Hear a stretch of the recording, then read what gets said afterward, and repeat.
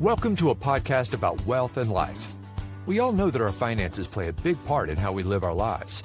In this podcast, the advisors from Foster and Motley share insights and information about investment and financial planning topics and how they connect to your life. You should talk to your spouse about money, and you should also talk to your kids. Foster and Motley's Tony Luckhardt and Rachel Rasmussen are with me, Patrice Sikora, to talk about their perspectives on teaching children about dollars and cents and the value of money. Now, Tony and Rachel, you are both in some prime child-raising years. Am I correct? Ain't that the truth, Patrice? I'm a little later in those years than Rachel. I've got twin girls that are 18 and my son's 16. So I'll bring that perspective to the conversation. And Rachel, how old are yours? Yeah, my son's going to be 5 here and my daughter's 7. So we're just starting the whole money conversations in our household as well. So I go to other advisors to get advice and figure out, okay, how do we navigate this? And I'm sure I'm not the only one with kids in this subject. No, I'm sure you're not. Mine are gone there. I've got grandkids now, and we're doing it with the grandkids. But I have to ask you, how many of your children actually deal with money, physical money? We have taken a different approach. We introduced the concept of money in our household. You know, they have a little wallet and a little piggy bank, and they love getting quarters from grandma and their birthday card, and they collect them. But we use tokens because they can really get the concept of a token. And I'm hoping that will translate. I actually got that idea from their pediatrician who said, okay, try this token economy. You do this chore, you get this token. And they get a little competitive about that stack of tokens. They want to have more than the other. And then do they turn the tokens into you? They can use it to buy things that they want. So it kind of helps that we go to the store, I want this, I want that. And you say, okay, well, this is how many tokens it costs. Now you can make a decision around that. And so kind of introducing that young, and then also trying to start translating tokens into what actually is a dollar. That's the next phase, call it.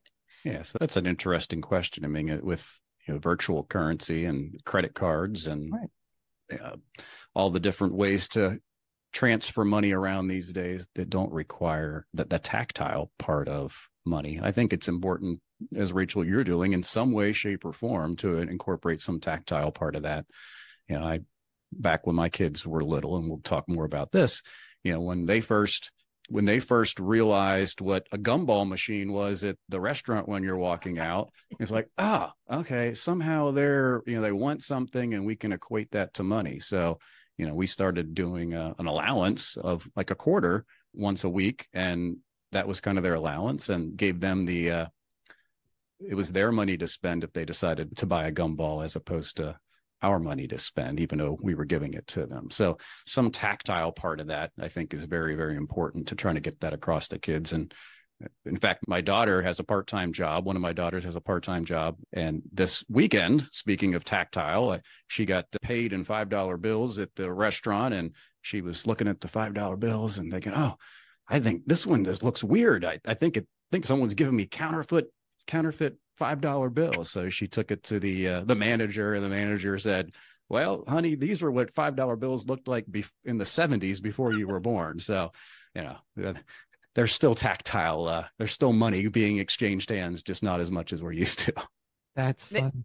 They love those. I was just thinking about this when Tony was talking about the $5. They love the golden dollars, collecting those. So the Susan B. Anthony's? They're the golden dollars. Yeah, the Sacagaweas or something. Right. So anyways, they have a few of those and they hoard those. They put them in their little treasure box and they think they're awesome. And I'm like, well, don't spend them because there are not that many of them. But anyway, yeah, I think that you bring up a good point. It's harder to talk about money when you don't actually hold it and see it. And we're in a land of pay by tapping your phone or pay with your credit card. Oh yeah, just go to the money machine, Mom. Yeah, just spits right out. That little card you have, it does everything. I can get my gumballs, I can get my soda or whatever, or I guess, do you call it pop? I wouldn't go that far, but No, that's for the Northerners. We're in the Midwest. I'm from the South, so everything's a Coke, a Coca-Cola. Yeah. Pepsi is a Coke. All right. Well, I think I just took us in a different direction here. We'll come back again. We digress. We digress. Exactly. That's okay. So with little kids, the concept of money, the token idea, I love the quarter, I love the gumball. It's setting a good basis for the future, though. You're starting with good habits. Yeah, just like in everything in life, good habits are easy to develop when you're younger, whether it's, eating right or whether it's exercising on a regular basis. Good money habits are much easier to form when you're younger than trying to change them, when you're older, like manners, polite manners, and trying to encourage good money habits. So the one thing that I think I would like to take away from this is that money is something that should be talked about. It shouldn't be a taboo topic.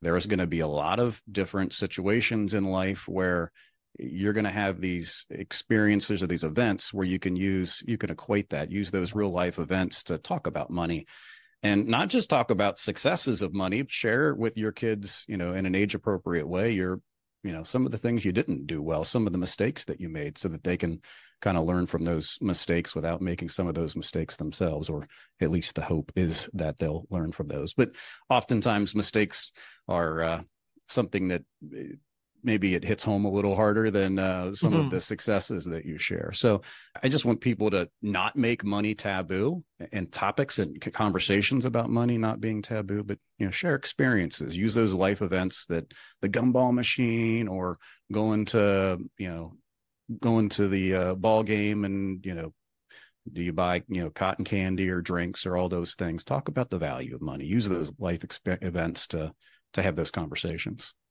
I really agree with you on that, Tony.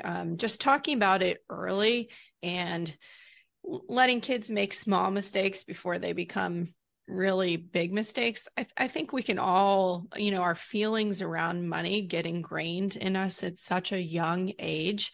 And we can think back to when we were kids, and did you grow up and you didn't have very much, or you grew up and you had a lot and you got everything you needed, and then you needed to pay the bills, and you're like, what is this? Just bringing it out to the forefront and doing it in a healthy way can set your kids up for success for the long haul. So later in life, they're not making, timing the showers or anything like that. I think we've mentioned that in a previous podcast, but those kind of feelings around money and scarcity get ingrained at such a young age that trying to talk about it in a healthy way can really be beneficial. I mean, we're not talking about it in schools enough. Just something to point out there. I think that's beginning to change, but Ohio historically, for example, has had one of the worst financial literacy rates in the country.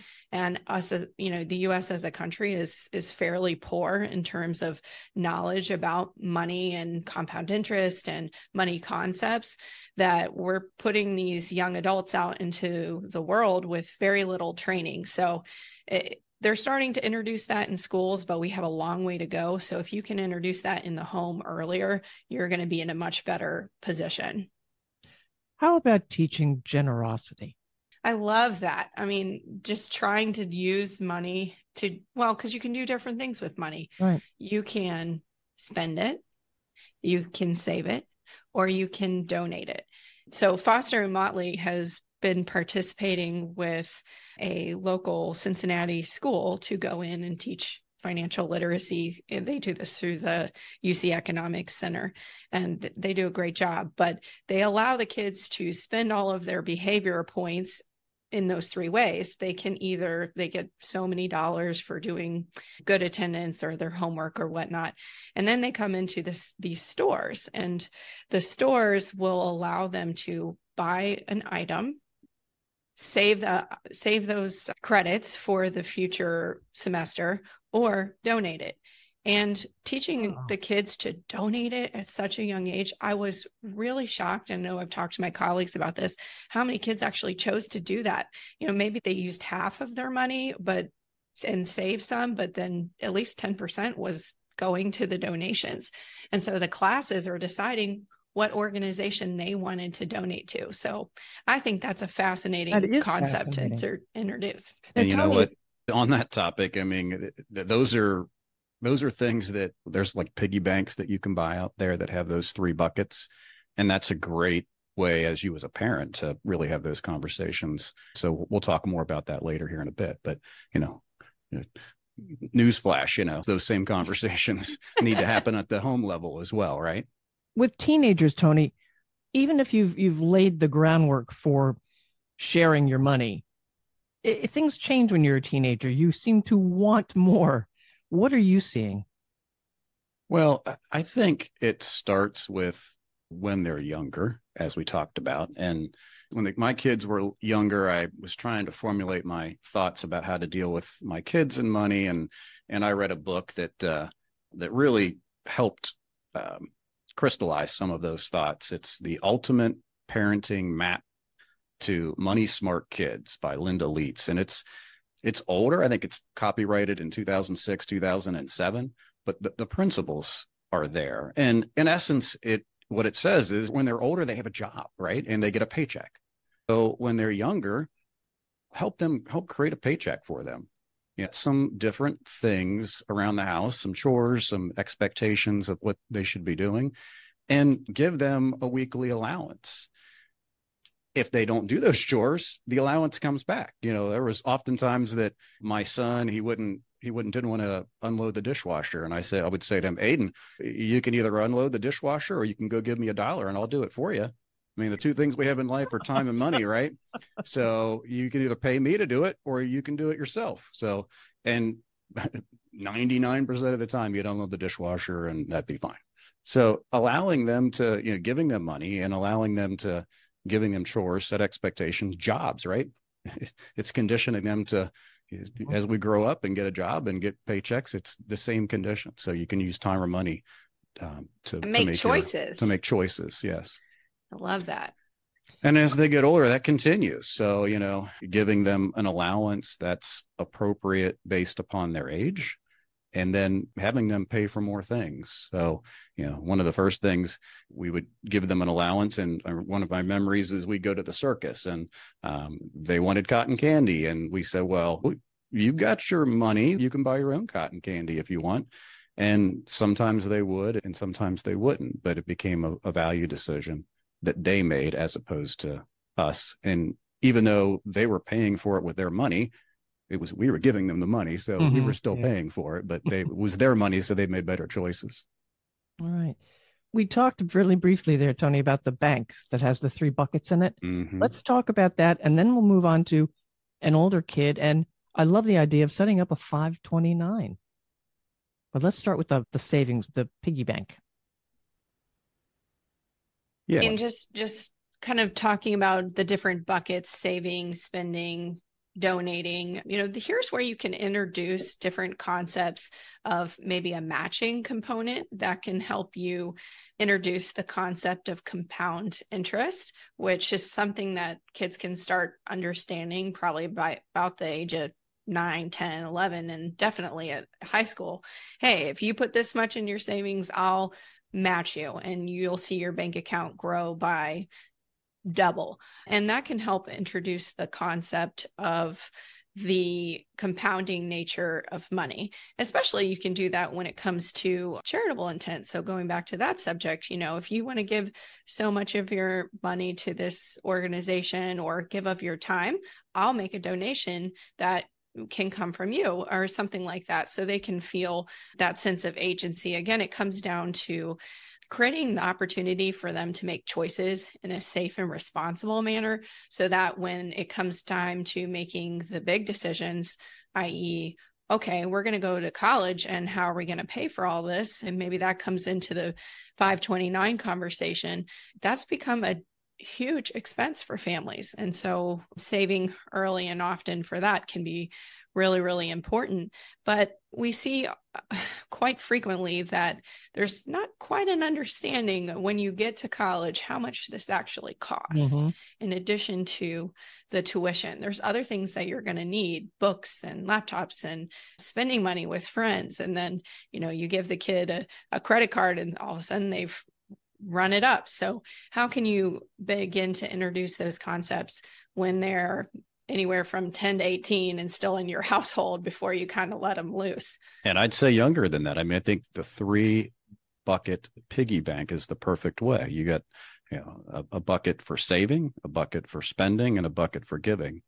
And as they get their allowance, as they earn money, as they get money from birthdays and Christmas things, I'd often sit down with them and say, okay, we've got grandma and grandpa, we're generous. Here's how much, you've got to allocate, and having those conversations about even taking some of that money and putting it into a 529 plan to talk about college, even at 6, 7, 8. I mean, those conversations, it just becomes natural. It just becomes part of the rhythm, so that saving for college and those college conversations and those money topics just kind of happen at younger ages.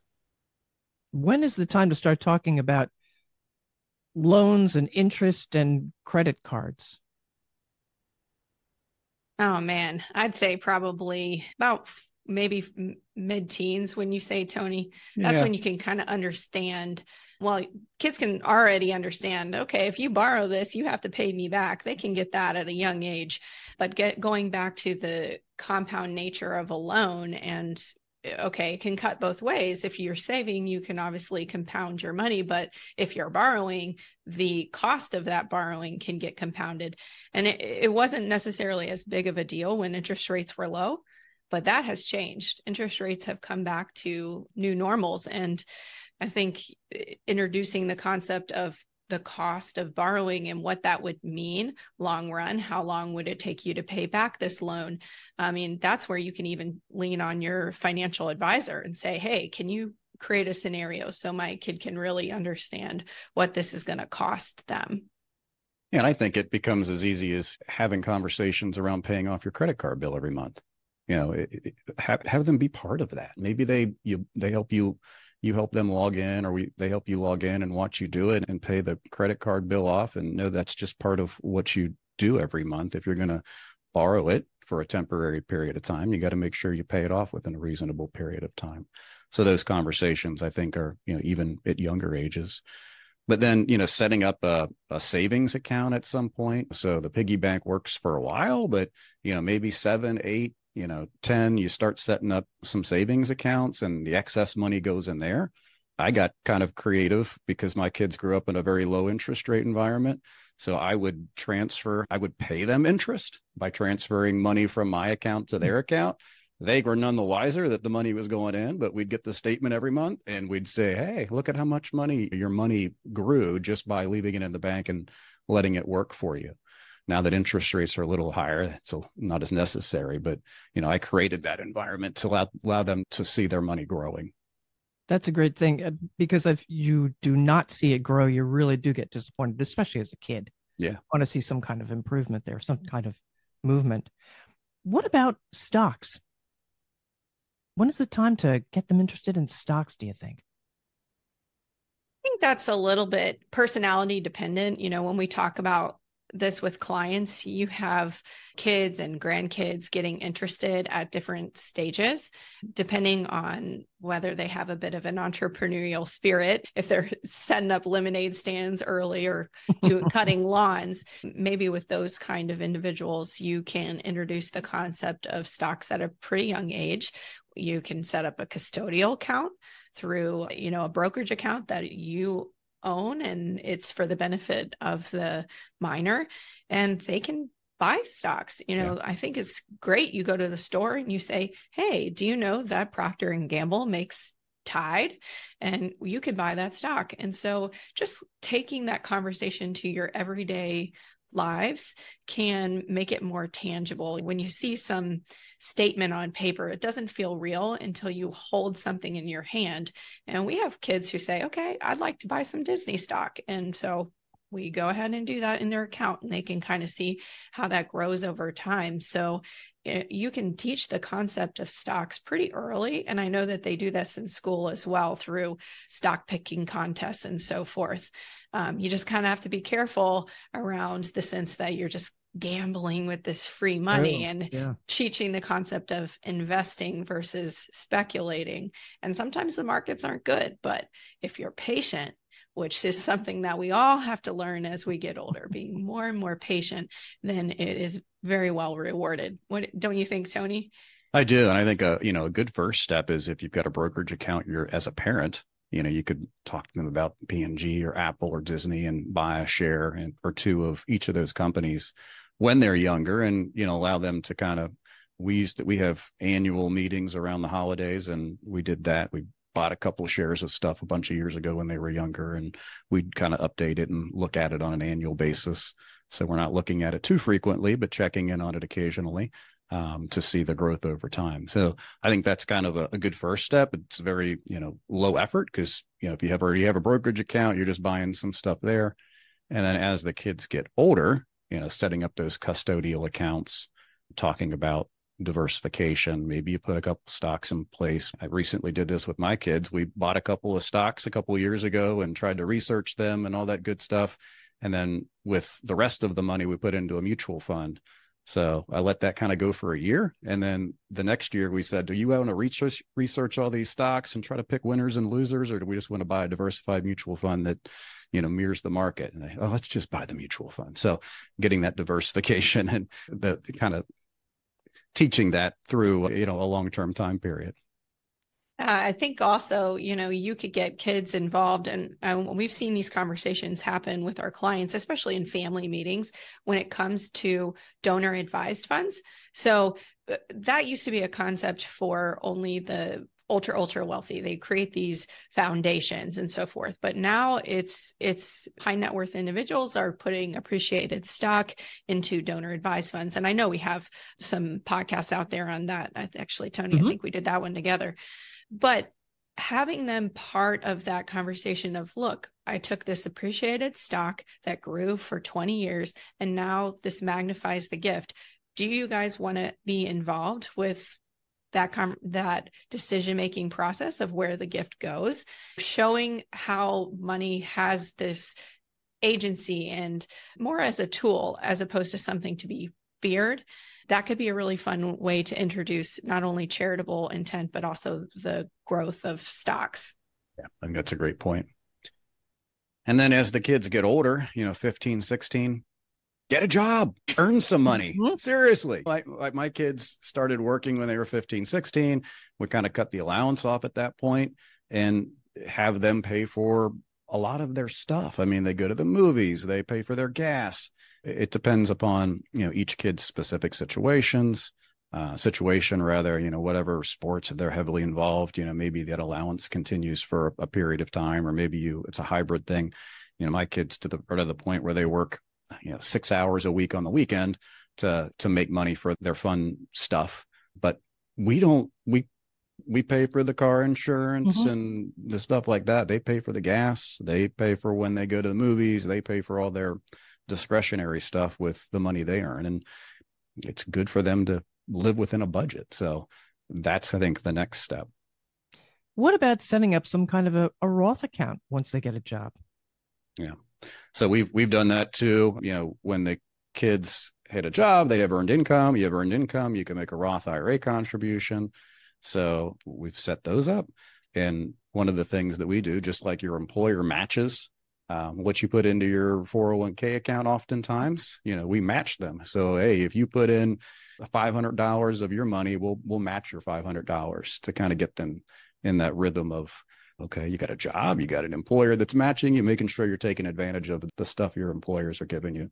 Just turning these small examples into real life things that when they get a real job and are making decent money, that they'll understand. So you start with tokens as a toddler and you move on up to the Roth and the buying a car when you're older. Little by little, early and often, Patrice. I mean, we're not child psychologists and we don't profess to be some expert on the best ways to talk to kids about money. We've just seen this a lot with our clients and having those conversations. And we also see what doesn't work and when kids start getting themselves into trouble. And it seems to be in the cases where money's not talked about as much, or they haven't been given the opportunities to take wins and losses when the cost is very small. So yeah, let them buy the expensive bike that they don't really need with all the bells and whistles, as opposed to the, $50,000 car when they're 17 years old. Those are the lessons. They get the trust from grandma, and then all of a sudden they've got a Maserati, and you're like, no, where did I go wrong? But it's never too early to start, and it's never too late to start. So just having those conversations. And if you're not quite sure where to go from there, involve your advisors. I mean, we've seen this a time or two, and we just got to do our best then. And the rest is up to the kids, isn't it? It is. Absolutely. All right. How can listeners reach you? You can reach us on our website at fosterandmotley.com, or you can give us a call at 513-561-6640. There are many, many additional episodes of information and insights from the folks at Foster and Motley. So follow this podcast and you'll easily be able to find them. Share with other parents and friends too. And thanks for being with us. Thank you for listening to Foster and Motley, a podcast about wealth and life. Click the subscribe button below to be notified when new episodes become available. The information discussed and posted represents the views and opinions of the guest and does not necessarily represent the views or opinions of Foster and Motley. The content has been made available for informational and educational purposes only. The content is not intended to be a substitute for professional financial advice. Keep in mind that rules and regulations are subject to change. Always seek the advice of your financial advisor or other qualified financial service provider with any questions regarding your financial planning and investments. Foster and Motley is not affiliated with any third-party providers. Any mention of a third-party provider does not imply an endorsement of that provider. If you decide to utilize a third-party provider, you do so at your own risk.